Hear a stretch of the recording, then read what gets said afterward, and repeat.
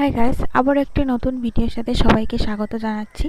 এই গরমের মধ্যে টক খেতে আমরা সবাই বেশ পছন্দ করি, আমিও খুব পছন্দ করি। তাই তো আজকে আমি নিয়ে চলে এসেছি একটি টকের রেসিপি, সেটি হলো আম পান্না। হ্যাঁ, আজকে আমি আম পান্না বানাবো, কিন্তু দুঃখের বিষয় হলো আমটা কাঁচা আম ভেবে আমি কাটার পরে দেখলাম কি যে আমটা একটু হলুদ হয়ে গেছে। ওই জন্যে কাঁচা আমের আম পান্নাটা ঠিক আজকে হলো না। চলো, যেটুকুই হয়েছে সেটুকুই তোমাদের সাথে শেয়ার করছি, তাহলে দেখতে থাকো। এখানে আমি আম ছাড়িয়ে তারপর সেটাকে ভালো করে ধুয়ে এবার আমি একটা স্লাপারে সেটাকে ভালো করে কুড়িয়ে নিচ্ছি।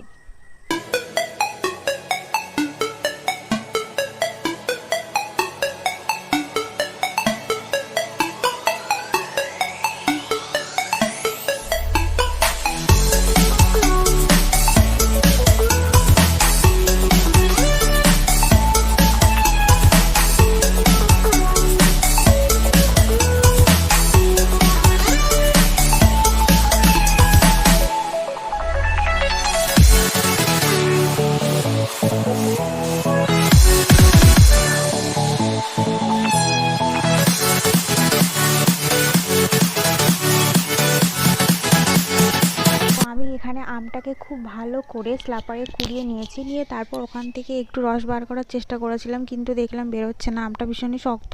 তার জন্যই আমি আবারও ওটাকে মিক্সিতে দিয়ে ভালো করে পেস্ট করে নিয়েছি। এবার এই পেস্ট করা যে আমটা, সেটা আমি আস্তে আস্তে একটা ছেঁকনি দিয়ে ভালো করে সেঁকে রসটা বার করে নেব। এবার আমার এই শরবতটা বানাতে লাগছে খুব অল্প পরিমাণে লবণ এবং খুব অল্প পরিমাণে চিনি।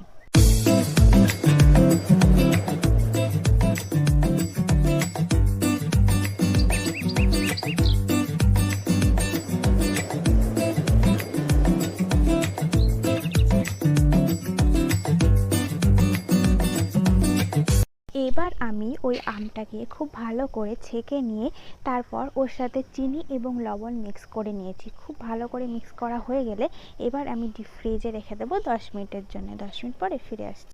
10 মিনিট পরে ফিরে এলাম। এবার আমি আমের শরবতটাকে ফ্রিজ থেকে বার করে নিয়েছি আর এবার সাজাতে চলে এসেছি। এবার আমি আমের শরবতগুলোকে সাজানোর জন্যে 2 টুকরো লেবু কেটে নিয়েছি।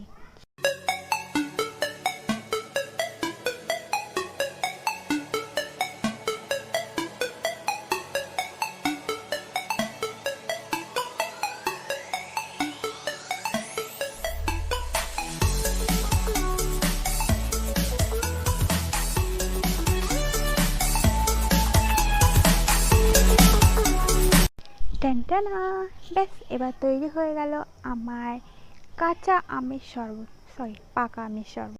कौन है ये लोग? कहां से आते हैं? আহা কি আনন্দ আকাশে বাতাসে,